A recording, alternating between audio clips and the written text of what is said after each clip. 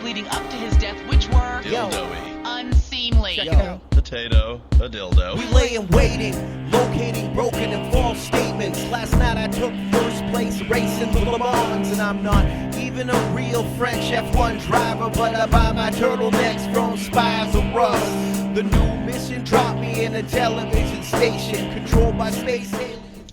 So the intros are always hilarious because I don't know how to do an intro, but I am the Demon, Anthony Haley. We are here, open season late night. We are here with Nate Powers, aka Ill Hicks, aka Mice Elf, is what I remember. Mice Elf was good. Him going as What was I DJ'd as Ted Danson for a bit.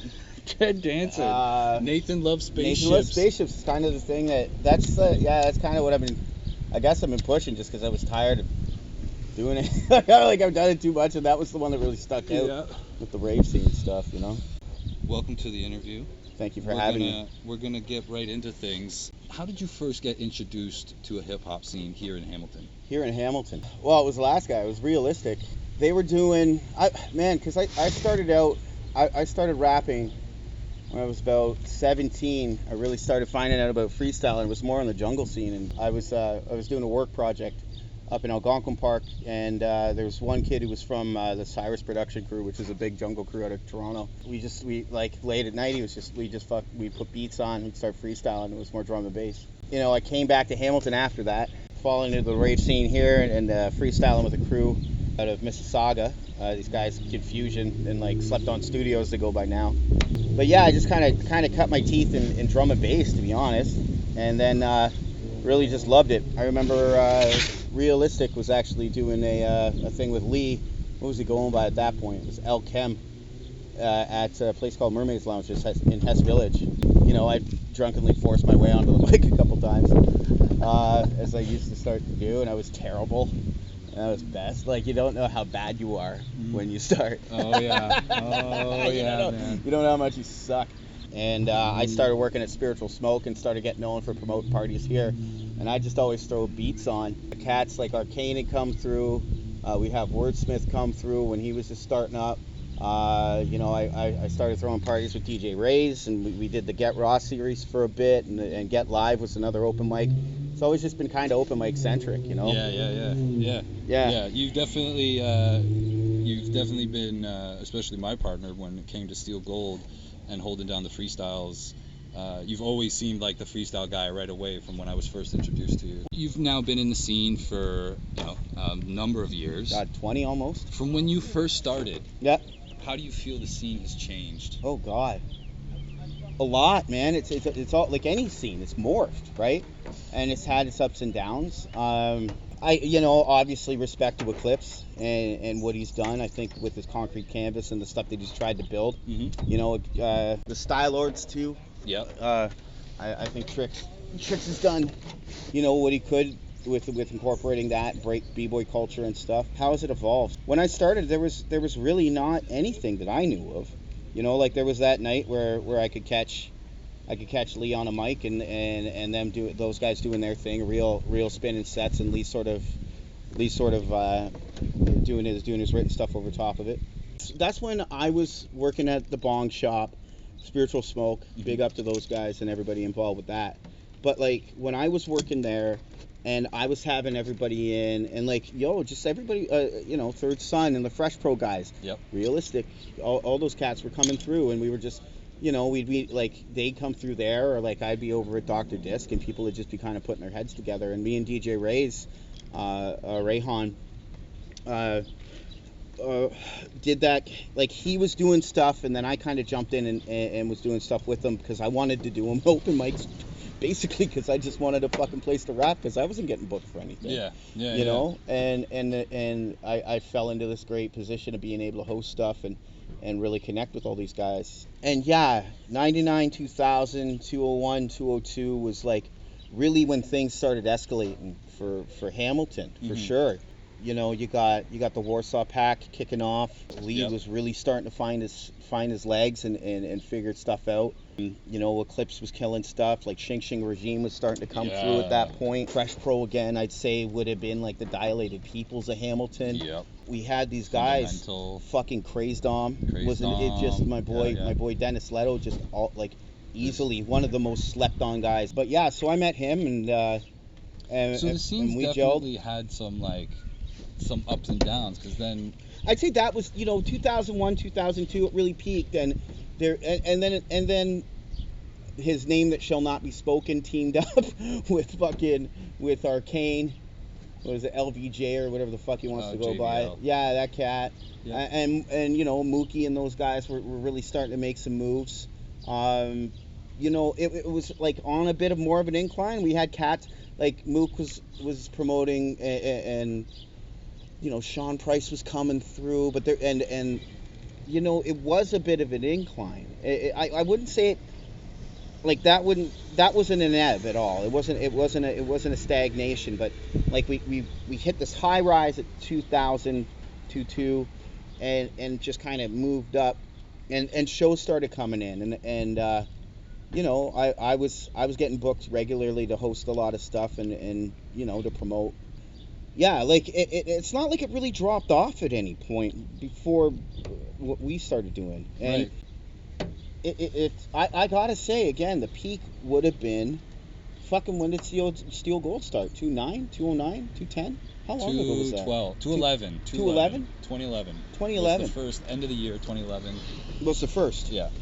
So right that around, it was right after Lee dropped Emergency Broadcast and was so going solo. So everyone was following Lee Reed, like it was on the steady incline in hip hop itself. Like underground hip hop was, what, you know, these all these artists were coming out. Everyone was That's listening where I to came them. out, man. Yeah, That's everyone was coming in. Yeah. And all, like, you cats were super hungry.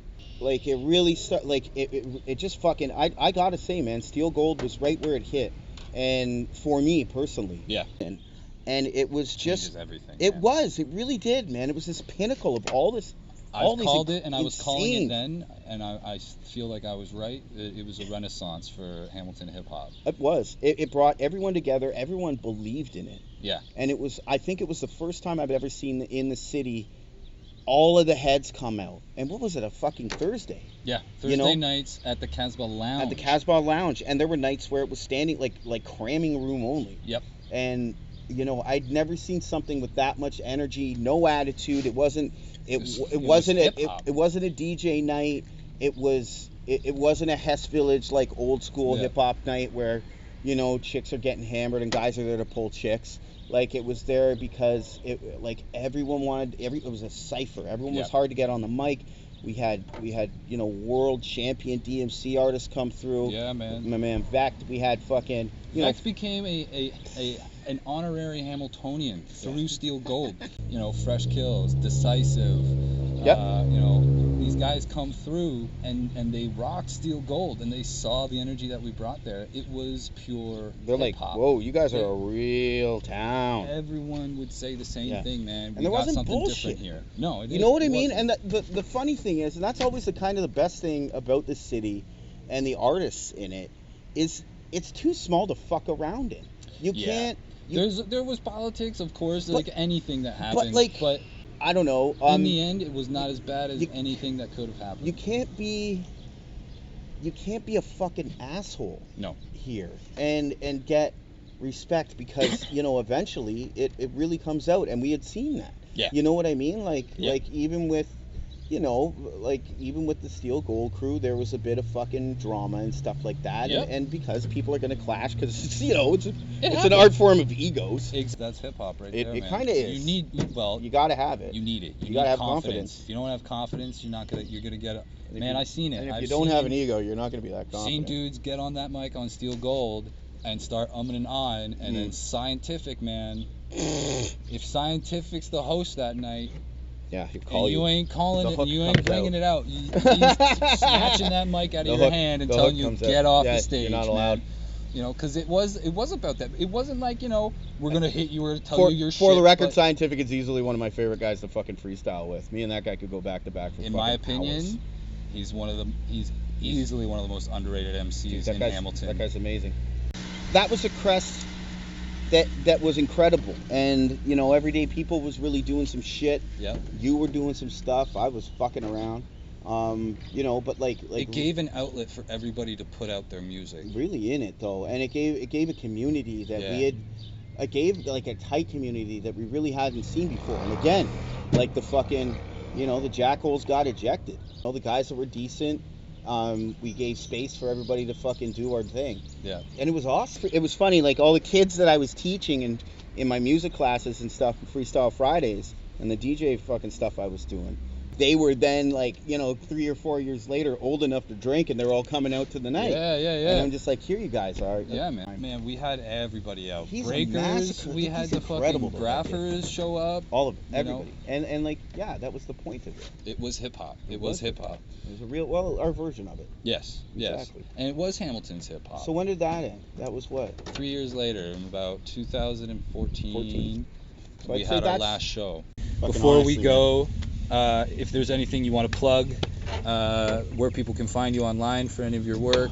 I've been working on some stuff with some of the Real Wolf guys, and a producer buddy of mine, Nate, out of T-Dot, and we got a couple things on the go right now, and it's just making sure that our lives are still happening with all of this thing, and trying to work around this fucking insane fucking virus about the world ending and then not. Yeah. But yeah, I've got tens of several tracks recorded with Nate. His album's coming out soon, the solo stuff, and then the United Nathans are going to be doing a thing. Nice. And yeah, a couple dudes that we're not going to mention yet that are fucking awesome. That are fucking some large. Surprises. I like that. I like that. Yeah. So awesome. And then online, people can reach you. You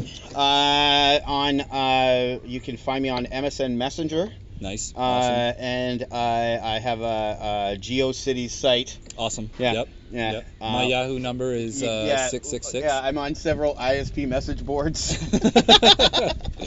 Or you can find him on IRSC in one of the chat rooms at one point. Or if you just need some weed, call my homies so we can give you a phone call. I hate fucking talking online. All right, man. Thank you very much. Peace. All right. For the steeple, creep behind the people, seeking people to eat. The last time Jay escaped his pain, the Reverend died with the skate in his vein. The only mourners at his funeral were glad to get a break from the waning moon. Perhaps it's a lesson for the students, but we all know the way that the story concludes. This guy's like OJ's knives, destroying the lives of all of his wives. The greasy weasel slipping the grip, his only inner piece is the tip of a needle. Pry your mind with the virus, trying to go for the goods. We know the good guys in the hoods, but you gotta keep watch for the wolf in the woods. You gotta keep watch for